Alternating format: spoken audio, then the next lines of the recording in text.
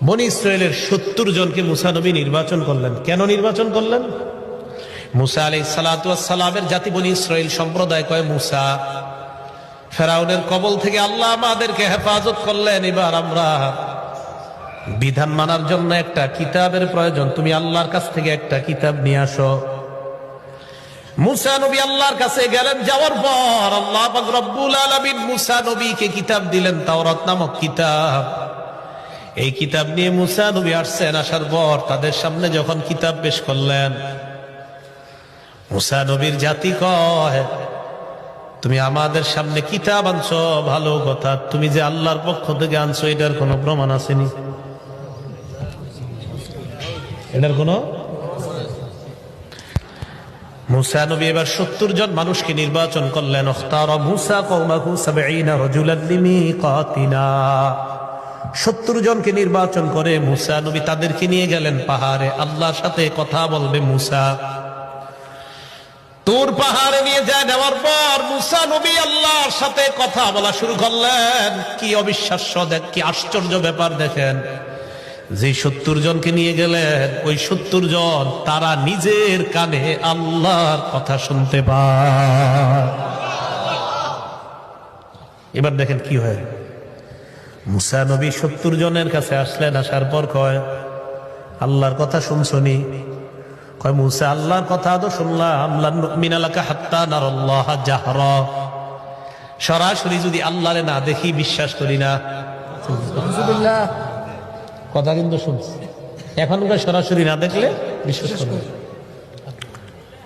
ফাআখাযাতকুমুস সাইকা, আল্লাহ বলেন ভয়ঙ্কর চিৎকার তোমাদেরকে পাকড়াও করলো। কাদেরকে? ওই মুসা নবীর যুগের ওই ৭০ জনকে। ভয়ঙ্কর একটা আওয়াজ আসছে, আসার পর তারা ধ্বংস হয়ে যায়। তো একটু বুঝেন, আল্লাহর কালাম শুনছে, শোনার পর কয়, আল্লাহরে না দেখে বিশ্বাস করি না।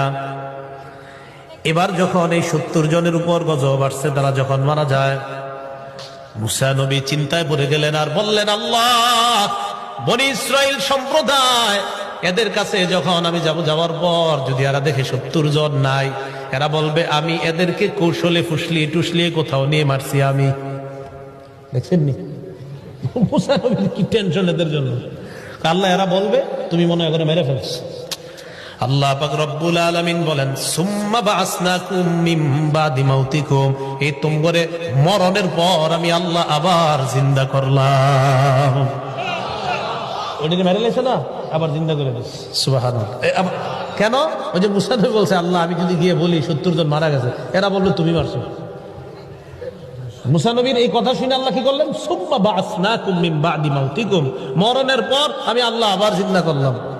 তাহলে এখান থেকে একটা শিক্ষা, যে আল্লাহ দুনিয়াতেই মৃত্যু দিয়ে আবার জিন্দা করে দেখাইতে পারেন, এই আল্লাহর কাছে আখিরাতে আমাদেরকে জীবিত করা কোনো ব্যাপার না।